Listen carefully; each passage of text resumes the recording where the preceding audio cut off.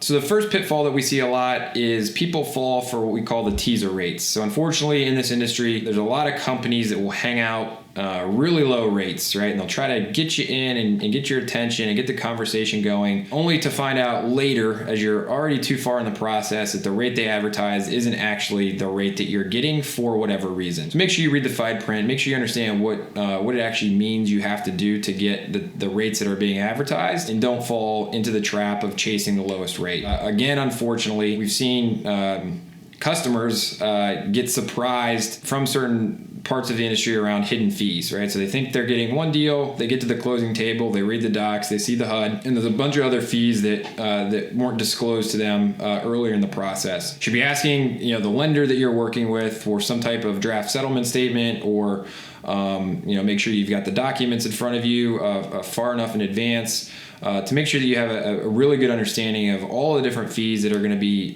charged to you as part of the transaction. And if you can't get that in writing well in advance of the closing table, you should probably be somewhat weary. Talked about this a little bit, but the other one is understanding those appraisal requirements.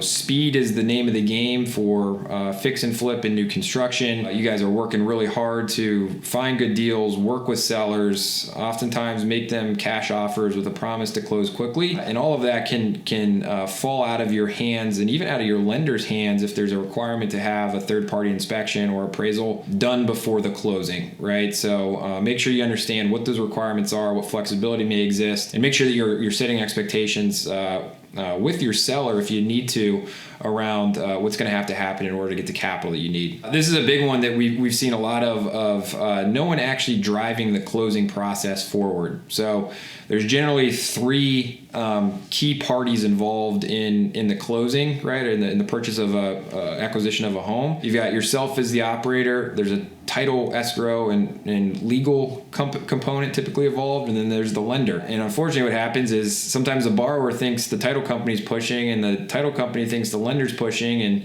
the lender thinks the borrower's pushing, and no one's actually pushing the closing forward and making sure that things are staying organized and on track. So make sure you've set clear expectations of who is driving that closing. Is it the lender? Is it the title company? Is it you? Make sure that things are happening in a time frame that meet your expectations to get to the closing date that you need and that you've promised your sellers. We've hit on this one a bit. Construction draw process. This becomes particularly challenging for people that are growing from that family and friends money or the private money. Maybe you're getting all of those construction dollars up front, right, at the first close, or it's just a phone call for you, right, and the money arrives after you've maybe sent a couple of pictures. It's going to be different once you go into the institutional capital and really start to scale. And every institutional lender does it a little bit different. Some require lien waivers from your subs, some require receipts, some require third-party inspections or photos or video walkthroughs, none of which are necessarily bad, but you don't want to be surprised by them, right? So again, understand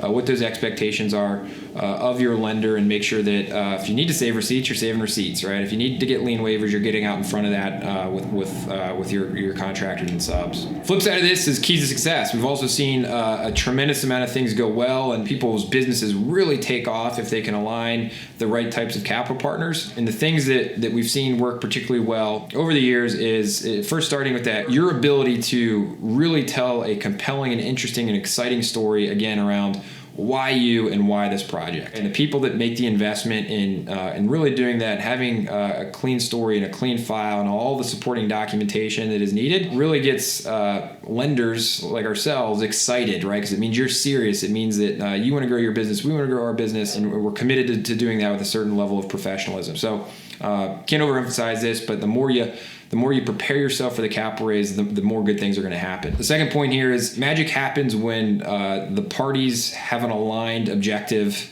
with one another, right? So whether that's your friends and family money, whether that's your private money lender, whether it's your institutional capital partner, whether it's your private equity person, things go really well when everyone's on the same page and is rowing in the same direction. The flip side of this is when one party is expecting one thing and the other party is expecting something else. They don't realize those objectives aren't completely aligned until they're already in business together. So try to avoid that, right? Make sure you're asking the right questions. Make sure whoever your partner is understands what your job is, what their job is, what the returns are going to be, and be as transparent and forthright as possible. And that's going to lead you to find the right partners that are really going to help you grow. The other thing that I think is super important in terms of keys to success for growing your capital stack is you gotta allocate an appropriate amount of time for capital raising. I used to flip houses, right? And we spend a lot of time finding the deal, negotiating with the sellers, managing contractors, looking at different designs, and trying to stay out in front of what's going to help sell the property the best. We oftentimes don't dedicate enough time to the capital raising. So make sure you're being thoughtful in terms of, again, what are the right types of capital, how to build those relationships, how to treat those relationships right by being able to report, being able to be a good partner is really going to help your business scale. And last but not least, use the right tool for the job. I said this before, these capital sources are not mutually exclusive. There's going to be deals where the bank is the best tool for the job. There's going to be deals where the institutional capital partners are the right tool for the job. There's gonna be deals where friends and family are the right tool for the job. It's not so much important around, which one you use as much as it is which one you use for which project, and more importantly, where are you at and where is your business at, and what are you trying to optimize based on those things. That's really it, right? So appreciate you guys taking the time to listen to this. We talked about the 5 different types of capital, from family and friends all the way through banks and credit unions. Gave some tips and tricks around how to prepare your business for a successful capital raise. The different criteria that I believe are important as it relates to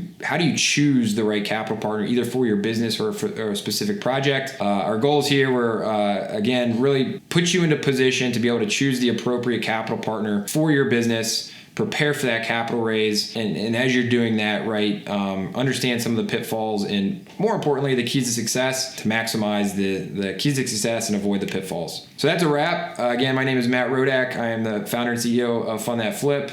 This was a class on scaling your capital, and you can learn more about us at the links below. Otherwise, appreciate you taking the time.